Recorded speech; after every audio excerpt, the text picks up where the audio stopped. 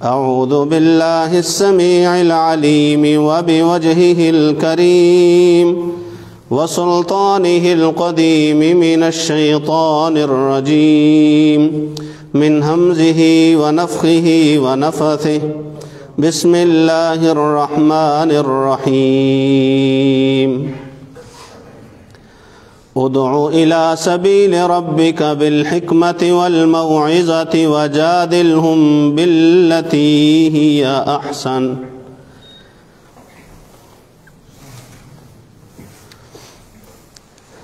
رسول اللہ صلی اللہ علیہ وآلہ وسلم کی زندگی میں جو دین کی دعوت دینے کے مراحل ہیں وہ مختلف ہیں۔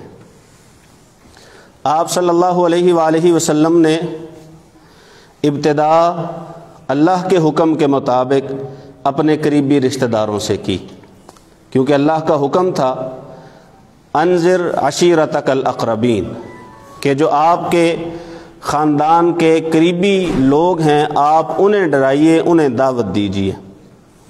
اور پھر قریبیوں سے بڑھ کے رسول اللہ صلی اللہ علیہ وآلہ وسلم نے عموماً اہل مکہ کو دعوت دینی شروع کی، ابتدا میں پوشیدہ اور بعد میں ظاہری کھلم کھلا، بازاروں میں تجارتی قافلوں کو اور ساتھ ساتھ والی آبادیوں اور بستیوں میں جا کے رسول اللہ صلی اللہ علیہ وسلم نے دعوت دین دی۔ ساتھ والے بڑے شہروں میں جا کے جیسے طائف ہے وہاں رسول اللہ صلی اللہ علیہ وسلم نے دعوت دی، اور آپ کو دعوت دینے کے دوران مختلف تکالیف کا سامنا کرنا پڑا۔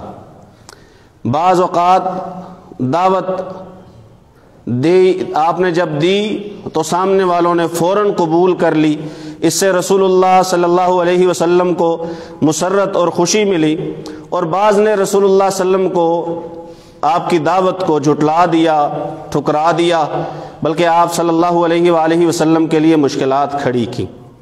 رسول اللہ صلی اللہ علیہ وسلم نے دعوت دین کے اس دائرے کو پھیلانے کے لیے مکہ سے کہیں دوسرے علاقے میں جانے کا ارادہ فرمایا۔ تو سب سے پہلے آپ نے چند مسلمانوں کو حبشہ کی طرف روانہ کیا۔ خود رسول اللہ صلی اللہ علیہ وآلہ وسلم مکہ چھوڑ کے جانا چاہتے تھے، لیکن کچھ لوگوں نے رسول اللہ صلی اللہ علیہ وسلم کو واپس بلا لیا۔ پھر آپ صلی اللہ علیہ وآلہ وسلم نے ہجرت مدینہ کا قصد فرمایا، اور وہاں پہ پھر دعوت کے ساتھ ساتھ رسول اللہ صلی اللہ علیہ وسلم نے جہاد کا مرحلہ بھی شروع فرمایا، دعوت بھی اور جہاد بھی۔ چونکہ دعوت دین جو ہے جب اس کے راستے میں کوئی رکاوٹ ڈالے گا یا رکاوٹ کھڑی کرے گا، یا دعوت دین کو مٹانے کے لیے دین اسلام کے جو قلعے ہیں، جو شہر ہیں یا جو ممالک ہیں ان پہ کوئی یلغار کرے گا، تو ظاہر ہے پھر اسے روکنے کے لیے یا اسلام کی دعوت کے پھیلاؤ میں رکاوٹ کو ہٹانے کے لیے قوت کا استعمال کیا جائے گا۔ تو دعوت اور جہاد اکٹھے چلیں تو اس میں حکمت یہ ہے کہ دعوت کا مرحلہ جو دعوت ہے وہ محفوظ بھی رہتی ہے، اور اپنے راستوں کی جو رکاوٹیں ہیں انہیں دور بھی کرتی چلی جاتی ہے۔ رسول اللہ صلی اللہ علیہ وسلم نے پھر محض لڑائیاں ہی نہیں کی، بلکہ آپ صلی اللہ علیہ وسلم کے مختلف اقوام سے عہد و پیمان بھی ہوئے۔ آپ صلی اللہ علیہ وآلہ وسلم نے معاہدے کیے، معاہدے امن کے بھی تھے اور معاہدوں میں دوسری شقیں بھی شامل تھیں۔ رسول اللہ صلی اللہ علیہ وسلم کی جو سب سے مشہور صلح ہے آپ صلی اللہ علیہ وسلم کی زندگی میں وہ صلح حدیبیہ ہے۔ صلح حدیبیہ کے بعد رسول اللہ صلی اللہ علیہ وسلم کی دعوت کا ایک ایسا مرحلہ ہے کہ جو صرف مکہ مدینہ یا آس پاس کی بستیوں اور علاقوں تک محدود نہیں رہا، بلکہ دور کے ممالک تک بھی پھیل گیا۔ رسول اللہ صلی اللہ علیہ وسلم نے خود ارادہ فرمایا کہ میں نے اب ممالک کے سربراہان کو خط لکھنے ہیں، خط لکھنے کا ارادہ فرمایا۔ 6 ہجری کے آخر میں صلح حدیبیہ سے فارغ ہونے کے بعد، اور رسول اللہ صلی اللہ علیہ وسلم نے صحابہ سے مشورہ بھی کیا، پھر بعض نے مشورہ دیا کہ اللہ کے پیغمبر صلی اللہ علیہ وسلم یہ جو بادشاہ لوگ ہیں یہ اس وقت تک خط کو قبول نہیں کریں گے، کوئی بھی مکتوب ان کی طرف جائے وہ اسے قبول نہیں کرتے جب تک اس پہ مہر نہ لگی ہو۔ تو رسول اللہ صلی اللہ علیہ وسلم نے چاندی کی ایک انگوٹھی بنوائی، اور اس انگوٹھی پہ لکھوایا محمد الرسول اللہ صلی اللہ علیہ وسلم. تین سطریں، ایک سطر میں محمد، پھر رسول، اور پھر تیسری سطر میں اللہ. ایسے نیچے سے اوپر 3 سطروں میں یہ رسول اللہ صلی اللہ علیہ وآلہ وسلم نے مہر بنوائی، اور پھر خطوط کے آخر میں تصدیق کے طور پہ، تائید کے طور پہ اپنی مہر ثبت فرمایا کرتے تھے. یہی رسول اللہ صلی اللہ علیہ وسلم کی انگوٹھی بعد میں حضرت ابوبکر صدیق رضی اللہ تعالیٰ عنہ کے پاس رہی ان کے پورے دور حکومت میں، اور یہی رسول اللہ صلی اللہ علیہ وسلم کی انگوٹھی مہر لگانے کے لیے جناب عمر بن خطاب رضی اللہ تعالیٰ عنہ کے پاس رہی، اور یہی انگوٹھی عثمان بن عفان رضی اللہ تعالیٰ عنہ کے پاس رہی. لیکن ان سے انگوٹھی کنویں میں گر گئی، جس کی وجہ سے وہ گم ہو گئی. اس کے بعد وہ انگوٹھی ملی نہیں. آپ نے انگوٹھی بنوائی کہ مہر لگائیں گے اور بادشاہوں کو خطوط لکھیں گے. خطوط میں سب سے پہلا کام کیا کہ انہیں اسلام کی دعوت دیں گے. رسول اللہ صلی اللہ علیہ وسلم نے حبشہ کے بادشاہ نجاشی کو بھی خط لکھا، بلکہ وہ تو 2 خطوط کا تذکرہ ہے تاریخ میں. ایک رسول اللہ صلی اللہ علیہ وسلم نے ابتدائی دنوں میں جب اسما جو ہے نجاشی جس نے مسلمانوں کو پناہ دی تھی وہ زندہ تھا، اس وقت اس کے نام کے ساتھ ایک خط روانہ فرمایا، اور پھر اس کی وفات کے بعد جو اس کا جانشین ہوا رسول اللہ صلی اللہ علیہ وسلم نے اس کے لیے بھی خط روانہ فرمایا. رسول اللہ صلی اللہ علیہ وسلم نے مصر کے بادشاہ جسے مقوقس کہا جاتا تھا، مقوقس مصر کو خط لکھا. شاہ ایران خسرو پرویز کو رسول اللہ صلی اللہ علیہ وسلم نے خط لکھا. رسول اللہ صلی اللہ علیہ وسلم نے یمامہ کے بادشاہ کو خط لکھا، بحرین کے بادشاہ کو خط لکھا، عمان کے بادشاہ کو خط لکھا، اور روم کے بادشاہ کو خط لکھا. اب بعض حکمرانوں نے خطوط کا اور دعوت کا جواب منفی انداز میں دیا، رسول اللہ صلی اللہ علیہ وسلم پہ تنقید کی. بعض نے مثبت انداز میں جواب دیا، اور آپ صلی اللہ علیہ وسلم کی دعوت کو، دعوت اسلام کو قبول کیا. اور بعض نے نہ اچھا کہا نہ برا کہا، بس برابر جو ہے انہوں نے. لیکن رسول اللہ صلی اللہ علیہ وسلم کے جو سفیر تھے، خط لے کے جایا کرتے تھے، ان کے ساتھ اکثر بادشاہوں نے اچھا معاملہ کیا سوائے ایران کے بادشاہ خسرو پرویز نے. اس نے سفیر کے ساتھ بھی بدتمیزی کی اور رسول اللہ صلی اللہ علیہ وسلم کا خط مبارک، نامہ مبارک بھی پھاڑا. رسول اللہ صلی اللہ علیہ وسلم نے بددعا دی تھی کہ جیسے اس نے اس نامہ مبارک کو پھاڑا ہے، اللہ وحدہ لا شریک ایسے ہی اس کی حکومت اور اس کی سلطنت کو ریزہ ریزہ کر دے گا. تو ایران جو اس دور میں سب سے بڑی طاقت تھا، اسے پٹتا، جو ناقابل شکست مانا جاتا تھا، اسے روم کے ہاتھوں پٹتا ساری دنیا نے دیکھا، تاریخ میں محفوظ ہے. روم کا بادشاہ جسے کیسر روم کہا جاتا تھا، ہرقل، رسول اللہ صلی اللہ علیہ وسلم نے اس کی طرف خط روانہ فرمایا، اور یہ خط لے کے جانے والے حضرت دہیہ کلبی رضی اللہ تعالیٰ عنہ تھے کہ آپ جائیے اور جا کے یہ خط انہیں پہنچائیے. بلکہ رسول اللہ صلی اللہ علیہ وسلم نے فرمایا آپ بصرہ کے حاکم کو یہ خط دینا، وہ یہ خط خود جو ہے ہرقل تک پہنچا دے گا. تو اس میں جو ہے صحیح بخاری میں تفصیل سے واقعہ ذکر ہے کہ اس خط کے موقع پہ وہاں روم کے بادشاہ کے دربار میں کیا ہوا، اس نے کیا سوالات پوچھے. بلکہ ہوا یوں کہ جب یہ خط اس تک پہنچایا گیا رسول اللہ صلی اللہ علیہ وسلم کا، تو اس نے کہا پتہ کرو کہ کوئی قافلہ مکہ سے وہ یہاں پہ آیا ہوا ہے، کیونکہ ان دنوں جو ہے یہ بیت المقدس گیا ہوا تھا قیصر روم، اور ابو سفیان اور ان کا قافلہ وہ غزہ میں موجود تھا، تجارت کی غرض سے آیا تھا.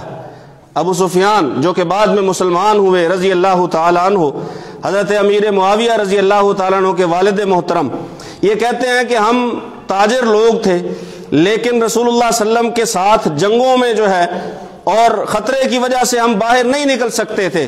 پھر جب صلح حدیبیہ ہوئی، معاہدہ امن ہوا، تو ہمیں موقع ملا کہ ہم تجارت کے طور پہ کہیں جائیں. تو پھر وہ غزہ آیا ہوا تھا، ان کو بلوایا گیا، اور بلوا کے ابو سفیان کو کہا گیا، چونکہ اس نے کہا کہ میں وہ پیغمبر صلی اللہ علیہ وسلم جن کا دعویٰ ہے کہ میں اللہ کا رسول ہوں، میں ان کا سب سے قریبی رشتہ دار ہوں، میں انہیں اچھی طرح جانتا ہوں، لہٰذا اسے کہا گیا کہ آپ سے کچھ سوالات پوچھے جائیں گے. اور اس کے ساتھیوں کو کہا گیا کہ میں جو سوال پوچھوں، ہرقل نے کہا کہ میں جو سوال پوچھوں اس کا سچی سچی جواب دینا ہے. نہیں تو یہ تیرے ساتھی بیٹھے ہیں، یہ تجھے جھٹلا دیں گے، جھوٹ نہیں بولنا۔ ترجمان بھی ایک مقرر کر دیا۔ تو اس نے ابو سفیان رضی اللہ تعالیٰ عنہ سے 11 سوالات پوچھے، 11 سوال پوچھے۔ سوال اور ان کے جوابات، اور جوابوں کے بعد جو ہے اس پہ جو ہرقل کا تبصرہ ہے وہ آپ ذرا مختصراً سنیے۔ سب سے پہلا سوال یہ تھا کہ رسول اللہ صلی اللہ علیہ وسلم کا نسب کیسا ہے؟ اس نے کہا نسب بڑا اونچا عالی نسب ہے، جو عرب میں سب سے اچھے نسب کا قبیلہ ہے اس سے رسول اللہ صلی اللہ علیہ وسلم کا تعلق ہے۔ تو اس نے جواب میں کہا کہ رسول ایسے ہی ہوا کرتے ہیں، رسول ہمیشہ عالی نسب ہوا کرتے ہیں۔ کہا اچھا یہ بتاؤ کہ آپ صلی اللہ علیہ وسلم سے پہلے کسی نے دعویٰ کیا ہے نبوت کا؟ یہ دوسرا سوال تھا، کسی نے یہ بات کی ہے جو انہوں نے کی ہے؟ ابو سفیان نے کہا نہیں، آپ صلی اللہ علیہ وسلم سے پہلے کسی نے ہمارے ہاں یہ بات نہیں کی کہ میں اللہ کا پیغمبر ہوں، یہ پہلے ہیں۔ کہا اچھا اگر تو یہ ہوتا نا کہ اس سے پہلے کسی نے کوئی بات ایسی کی ہوتی تو میں کہتا کہ یہ شاید جیسے اس نے کہہ دی تھی ویسے ہی اس نے بھی کہہ دی ہے، اس کی تقلید میں، اس کی اتباع میں اس نے یہ بات کر دی ہے۔ تیسرا سوال یہ تھا کیا ان کے باپ دادا میں سے کوئی حکمران گزرا ہے، کوئی بادشاہ؟ ابو سفیان نے کہا نہیں، کوئی بادشاہ نہیں گزرا۔ کہا اگر ان کے باپ دادا میں سے کوئی بادشاہ گزرا ہوتا تو پھر یہ سمجھا جا سکتا تھا شاید یہ اسی بادشاہت کو دوبارہ واپس لانے کے لیے انہوں نے یہ دعویٰ کیا ہے۔ 3 سوال ابتدائی۔ چوتھا سوال یہ تھا کہ آپ صلی اللہ علیہ وسلم کے جو ساتھی ہیں وہ بڑے لوگ ہیں یا کمزور لوگ ہیں؟ ابو سفیان نے جواب دیا کمزور لوگ ہیں۔ اس نے کہا نبیوں کی دعوت کو قبول کرنے والے لوگ ایسے ہی ہوا کرتے ہیں، بڑے لوگ بہت کم ہیں جو نبیوں کی دعوت کو قبول کرتے ہوں۔ یہ چوتھا سوال تھا۔ 5واں سوال یہ تھا کہ رسول اللہ صلی اللہ علیہ وسلم کے پیروکاروں کی تعداد بڑھ رہی ہے یا کم ہو رہی ہے؟ ابو سفیان نے کہا جی تعداد تو بڑھ رہی ہے۔ اچھا پھر اس نے پوچھا تیسرا سوال ایمان لانے والوں کے متعلق ہی، اور مجموعی طور پہ یہ چھٹا سوال ہے کیا رسول اللہ صلی اللہ علیہ وسلم کے دین سے ناراض ہو کے کسی نے دین چھوڑا ہے، مرتد ہوا ہے؟ کوئی ایک تم نے دیکھا ہو جس نے ناراض ہو کے یہ دین چھوڑ دیا ہو؟ ابو سفیان نے کہا نہیں، آج تک ہم نے کوئی ایسا نہیں دیکھا کہ جس نے رسول اللہ صلی اللہ علیہ وسلم سے یا پیغمبر کے دین سے ناراض ہو کے یہ دین چھوڑا ہو۔ ہرقل نے پتہ جواب میں کیا کہا؟ اس نے کہا جو ایمان لانے کی مٹھاس ہوا کرتی ہے وہ ایسے ہی ہوا کرتی ہے، جب یہ دلوں کی تہوں میں جا کے بیٹھ جایا کرتی ہے پھر ایمان کی اس لذت کو، اس مٹھاس کو، اس شیرینی کو وہاں سے ختم نہیں کیا جا سکتا، نکالا نہیں جا سکتا۔ شرط یہ ہے کہ ایمان جو ہے وہ دل میں رسوخ کر جائے، دل تک پہنچ جائے۔ اگر ایمان اوپر سے ہو، اگر ایمان اوپر سے ہو پھر ایمان جلدی چلا جاتا ہے، پھر ارتداد آ جاتا ہے، پھر بندہ دین کو چھوڑ سکتا ہے۔ لہذا یہاں پہ ایک بات ضمناً، ایمان جو ہے وہ دل تک بسا لینے کی چیز ہے، تبھی اس کا فائدہ ہوتا ہے۔ رسول اللہ صلی اللہ علیہ وآلہ وسلم نے فرمایا کہ ایمان کا جس نے ذائقہ چکھ لیا، اصل میں اس نے لذت کو، حلاوت کو، مٹھاس کو اپنے دل میں محسوس کر لیا، پھر وہ دین کو چھوڑے گا نہیں۔ اگر اسے کہا جائے گا کہ آگ میں پھینک دیا جائے یا دین چھوڑ دے، دونوں میں سے ایک کام ہے، دین چھوڑ دے، نہیں آگ میں ڈال دیا جائے گا تو وہ آگ میں گرنا گوارا کرے گا، دین اسلام کو چھوڑنا گوارا نہیں کرے گا۔ کہا ایمان کی لذت اور مٹھاس ایسے ہی ہوا کرتی ہے کہ لوگ جب ایمان میں آ جاتے ہیں، جب یہ دلوں کی بشاشت کو ایمان کی لذت چھو جاتی ہے پھر وہ چھوڑنے کو دل نہیں کرتا۔ پھر آپ صلی اللہ علیہ وسلم کے ساتھیوں میں سے آپ نے بے شمار واقعات سنے بھی ہوں گے، پڑھے بھی ہوں گے کہ رسول اللہ صلی اللہ علیہ وسلم کے دین کے لیے اپنے جسم کے اعضاء کٹوا لیے، جان دے دی، لیکن رسول اللہ صلی اللہ علیہ وسلم کے دین کو نہیں چھوڑا۔ ہجرت جو ہے، ہجرت کوئی چھوٹا سا عمل ہے، رسول اللہ صلی اللہ علیہ وسلم نے فرمایا، اور اس رسول اللہ صلی اللہ علیہ وسلم کے فرمان میں ہجرت کی فضیلت جھلکتی ہے، فرمایا اگر ہجرت نہ ہوتی تو میں انصار میں سے ایک فرد ہوتا۔ مہاجرین میں سے رسول اللہ صلی اللہ علیہ وسلم ایک فرد ہیں، کیوں؟ کیونکہ ہجرت اس قدر عظیم عمل ہے کہ رسول اللہ صلی اللہ علیہ وسلم نے فرمایا یہی عمل ہے جس کی وجہ سے میں مہاجرین میں سے ایک فرد ہوں۔ ہجرت نہ ہوتی مشکل مرحلہ تھا، وطن کو چھوڑنا، گھر کو چھوڑنا، بنے بنائے کاروبار کو چھوڑنا، ایک نئے علاقے میں جو نہ دیکھا ہے نہ بھالا ہے، نہ کبھی اس میں جا کے رہے ہیں، نہ تجارت کا کاروبار کا کوئی وہاں جا کے علم ہے، پتہ ہے، بس رسول اللہ صلی اللہ علیہ وسلم کی بات پہ مان لیا سو چل پڑے۔ یہ ایمان تھا۔ کہا ایسے ہی ہوتے ہیں مومن لوگ، جب ایمان لے آتے ہیں پھر وہ اپنے ایمان سے روگردانی نہیں کرتے، پھر ایمان سے منہ نہیں پھیرتے۔ کہا اچھا یہ بتاؤ تمہاری رسول اللہ صلی اللہ علیہ وسلم کے ساتھ کوئی جنگ ہوئی ہے؟ کہا ہاں جی جنگ ہوئی ہے۔ کہا پھر کیسا رہا؟ یہ ایک سوال تھا کہ جنگ ہوئی ہے یا نہیں، کہا جنگ ہوئی ہے۔ پھر اگلا سوال یہ تھا کہ جنگ کیسی رہی؟ ابو سفیان نے کہا کہ جنگ تو ایک ڈول ہے، کبھی ادھر ایک ترازو کی طرح ہے، کبھی ادھر تو کبھی ادھر، کبھی وہ جیتے اور کبھی ہم جیتے۔ اس کا اگلا سوال یہ تھا کہ کیا اس پیغمبر صلی اللہ علیہ وآلہ وسلم نے کبھی بدعہدی کی ہے، کبھی وعدے کی مخالفت، یا جو میثاق معاہدہ اس نے دوسری قوموں سے کیا ہو، کبھی اس معاہدے کی مخالفت کی ہے؟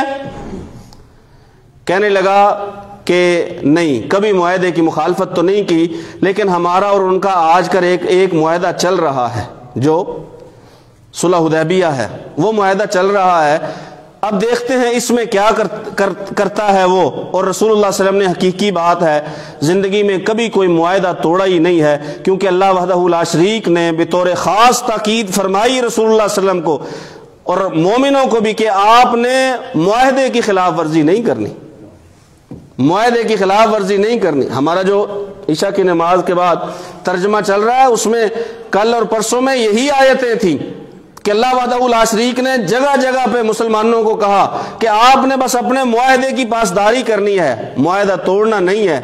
تو کہنے لگا معاہدہ ایک چل رہا ہے، وہ معاہدہ رسول اللہ صلی اللہ علیہ وسلم نے نہیں توڑا تھا، وہ مشرکین مکہ نے ہی توڑا تھا، جس کی وجہ سے مکہ فتح ہوا۔ صلح حدیبیہ کے بعد معاہدہ 10 سال کا تھا، لیکن محض 2 سال گزرنے کے بعد اہل مکہ نے معاہدے کی خلاف ورزی کر دی اور رسول اللہ صلی اللہ علیہ وسلم نے مکہ پہ چڑھائی کی اور 8 ہجری میں مکہ فتح ہوا۔ اچھا اس نے ایک سوال یہ بھی پوچھا کہ یہ بات تو وہ کر رہا ہے کہ میں اللہ کا رسول ہوں اور تم سمجھتے ہو کہ وہ جھوٹ بول رہا ہے، کیا اس سے پہلے اس نے کسی بات میں جھوٹ بولا ہے؟ سوال اس کا یہ تھا کہ تم نے کبھی اس پر عام زندگی میں جھوٹ کا الزام لگایا ہے؟ جھوٹ کا الزام کبھی عام زندگی میں؟ ابو سفیان نے کہا نہیں، ہم نے زندگی میں ان پہ جھوٹ کا الزام نہیں لگایا۔ ہرقل نے پتا کیا کہا؟ اس نے کہا اس کا مطلب یہ ہے کہ جو لوگوں کے معاملے میں جھوٹ نہیں بولتا وہ اللہ کے معاملے میں جھوٹ کیسے بولے گا؟ لوگوں کے معاملے میں جو جھوٹ نہیں بولتا وہ اللہ کے معاملے میں جھوٹ کیسے بولے گا؟ اس کا اگلا سوال یہ تھا کہ بتاؤ وہ تمہیں حکم کس چیز کا دیتا ہے، کس چیز کا حکم دیتا ہے؟ کہنے لگا وہ حکم دیتا ہے کہ اللہ کی عبادت کرو، اس کے ساتھ کسی کو شریک نہ ٹھہراؤ، اور نماز قائم کرو، زکوٰۃ ادا کرو، حسن اخلاق سے پیش آؤ، جھوٹ نہ بولو، کسی کا مال نہ کھاؤ۔ یہ رسول اللہ صلی اللہ علیہ وآلہ وسلم کی ہدایات ہیں۔ ہرقل نے کہا جو انبیاء اور رسل ہوا کرتے ہیں وہ انہی چیزوں کا حکم دیا کرتے ہیں، وہ کبھی بھی لوگوں کو اپنی طرف نہیں بلاتے کہ میرے بندے بنو، میرے بندے بنو، یہ میری بات ہے، یہ میری بات ہے۔ وہ اللہ کی بات، انسانیت کی بہتری کی بات لوگوں کے سامنے رکھا کرتے ہیں۔ نبیوں کی اور رسولوں کی یہی نشانی ہوا کرتی ہے۔ اور ہرقل نے کہا ابو سفیان اگر تو نے جو کہا ہے سچ کہا ہے تو پھر ایک دن ایسا آئے گا کہ جہاں جس زمین پہ آج میرے قدم لگے ہیں وہ اس زمین کا مالک ہوگا، ایک دن آئے، اگر سچ ہے جو تو نے کہا ہے، پھر مجھے یقین ہے کہ میرے پاؤں کے نیچے جو زمین ہے یہ زمین بھی ایک دن اسی کی ہوگی، اسی کی ملکیت میں ہوگی۔ اور ساتھ ہی پتہ کیا کہا، اگر مجھے یقین ہوتا نا کہ میں ان تک پہنچ سکوں گا تو میں ان سے ملاقات کرنے کی زحمت ضرور کرتا۔ اور اگلی بات جو کہی ہے وہ لکھنے والوں نے جو لکھا ہے سو لکھا ہے، جو پڑھنے والوں کو سرور آتا ہے اور سننے والوں کو وہ ایک الگ ہی ہے۔ کہنے لگا اگر کبھی میں آپ کے پاس ہوتا نا تو میں رسول اللہ صلی اللہ علیہ وسلم کے پاؤں دھوتا، اگر میں پاس ہوتا رسول اللہ صلی اللہ علیہ وسلم کے تو میں رسول اللہ صلی اللہ علیہ وآلہ وسلم کے پاؤں دھوتا، آپ پر ایمان لاتا۔ اور اس نے ارادہ ایمان کر بھی لیا تھا، ایمان لانے کا ارادہ کر چکا تھا، لیکن ایک طرف ایمان تھا، دوسری طرف بادشاہت تھی۔ وہ چاہتا یہ تھا کہ ایمان تو لے آؤں لیکن بادشاہت بھی بچی رہے، بادشاہت کی قیمت پہ وہ ایمان نہیں لانا چاہتا تھا۔ تو اس نے جب سب سے بات کی، ایک کمرے میں اکٹھا کر کے اپنے عہدیداروں سے، مشیروں سے، اور جو اس کی قوم کے یا ملک کے بڑے تھے ان سے بات کی کہ بات یہ ہے کہ ہم اس پہ ایمان لے آتے ہیں، اگر ساری دنیا پہ فتح چاہتے ہیں تو ایمان لے آتے ہیں۔ تو وہ سارے دروازے چونکہ اس نے بند کروا دی، دروازوں کی طرف بھاگنے لگے۔ پھر اس نے کہا میں نے صرف تمہارے ایمان کا امتحان لیا ہے، میں کوئی سچی میں تمہیں ایمان لانے کا کہہ رہا ہوں۔ یعنی اسے جب دکھا کہ میری حکومت مجھ سے جاتی رہے گی تو پھر اس نے ایمان لانے کا جو اپنا ارادہ تھا اسے چھوڑ دیا۔ اور صحیح البخاری کے الفاظ ہیں کہ ہرقل جو ہے نا اس کی آخری خبر یہی ہے جو ہم تک پہنچی ہے کہ وہ ایمان نہیں لایا تھا، اور وہ اسی عیسائیت پر جس پر وہ تھا اسی پر وہ مرا تھا۔ اور یہ صحیح بخاری کی جو پہلی کتاب ہے نا، کتاب بدء الوحی، وحی کی ابتدا، اس کی آخری حدیث ہے صحیح بخاری میں، تفصیل کے ساتھ یوں ہی درج ہے۔ اور اس کی طرف رسول اللہ صلی اللہ علیہ وسلم نے جو خط لکھا تھا وہ کیا تھا؟ محمد الرسول اللہ صلی اللہ علیہ وآلہ وسلم کی طرف سے ہرقل کی طرف، جو کہ روم کا بڑا ہے، اس کی طرف یہ خط ہے، اسلم تسلم، اسلام لے آ محفوظ رہے گا، اور اگر اسلام لے آئے گا اللہ وحدہ لا شریک تجھے دوہرا اجر عطا فرمائیں گے، دوہرا اجر۔ چونکہ اگر کوئی اہل کتاب پہلے عیسائی یا یہودی رہا ہو اور رسول اللہ صلی اللہ علیہ وسلم پر ایمان لے آئے، اس سے پہلے تورات و انجیل کو مانتا ہو، پھر رسول اللہ صلی اللہ علیہ وسلم پر ایمان لائے، تو اسے اس کے ایمان کا دوہرا اجر ملے گا۔ یہ رسول اللہ صلی اللہ علیہ وسلم کا فرمان ہے۔ اور ایک غلام کے بارے میں آپ صلی اللہ علیہ وسلم نے فرمایا، غلام ہے اپنے مالک کے حقوق بھی ادا کرتا ہے، اللہ کے حقوق بھی ادا کرتا ہے، اسے بھی اللہ دوہرا اجر دیتے ہیں۔ اور ایک بیوی ہے جو اپنے خامند کے حقوق بھی ادا کرتی ہے اور اللہ کے حقوق بھی ادا کرتی ہے، رسول اللہ صلی اللہ علیہ وسلم نے فرمایا اللہ وحدہ لا شریک اسے بھی دوہرا اجر عطا فرماتے ہیں۔ کہا اللہ تجھے اجر بھی دوہرا دے گا، اگر ایمان نہ لائے گا تو تجھ پہ تیرے ایمان نہ لانے کا گناہ بھی ہوگا اور تیری رعایا کے ایمان نہ لانے کا گناہ بھی ہوگا۔ یہ رسول اللہ صلی اللہ علیہ وآلہ وسلم نے اسے خط لکھا اور پھر آیت لکھی، یا اہل الکتاب تعالوا الی کلمۃ سواء بیننا وبینکم الا نعبد الا اللہ، او اہل کتاب آؤ اس کلمے کی طرف جو ہم میں اور تم میں برابر ہے۔ وہ کلمہ کیا ہے؟ کہ اللہ کے سوا کسی کی عبادت نہیں ہوگی۔ اور یہ ساری آیت جو ہے سورہ آل عمران کی، یہ رسول اللہ صلی اللہ علیہ وسلم نے خط میں لکھی۔ ابو سفیان کہتے ہیں کہ جب ہرقل کے دربار میں شور پڑا تو ہمیں باہر نکال دیا گیا۔ باہر آ کے میں نے اپنے ساتھیوں کو کہا کہ ابن ابی کبشہ کا جو معاملہ ہے وہ تو بڑا طول پکڑ گیا ہے، بڑا زور پکڑ گیا ہے کہ یہ بنو الاسفر یعنی رومیوں کا بادشاہ اس سے یہاں بیٹھ کے ڈرتا ہے، یہ تو ہم نے تو کچھ سمجھے ہی نہیں، یہ معاملہ بہت بڑا ہے۔ اور ابو سفیان کہتے ہیں کہ اس دن جو ہے نا میرے دل میں اس بات کا یقین ہو گیا تھا کہ رسول اللہ صلی اللہ علیہ وسلم کا یہ دین غالب آ کے رہے گا، حتیٰ کہ اللہ وحدہ لا شریک نے فتح مکہ کے موقع پہ مجھے اسلام کے شرف سے نواز دیا۔ پھر وہ فتح مکہ کے موقع پہ ابو سفیان اسلام لائے اور انہوں نے یہ ساری بات حضرت عبداللہ بن عباس رضی اللہ تعالیٰ عنہ کو بتلائی۔ باقی سیرت اسحاق میں، تبری میں، امام نے کثیر نے حضرت دہیہ کلبی رضی اللہ تعالیٰ عنہ جو کہ رسول اللہ صلی اللہ علیہ وسلم کا خط لے کے گئے تھے، ان کے حوالے سے بھی کچھ روایات ذکر کی ہیں۔ ساتھیوں کو نماز پڑھنے میں تھوڑی سی مشکل پیش آئے گی چونکہ باہر بارش ہے اور اندر اور برآمدے میں جو جگہ ہے وہ تقریباً بھر چکی ہے، تو بھائی صرف انشاءاللہ نماز ہم مختصر ہی پڑھائیں گے تو چند منٹوں کے لیے مشکل جو ہے وہ برداشت کر لیں۔ اللہ وحدہ لا شریک کی رضا کے لیے اللہ سے دعا ہے اللہ آپ کا حامی و ناصر ہو، سننے سمجھنے کے بعد عمل کی توفیق نصیب فرمائے۔ وما علیہ الا البلاغ۔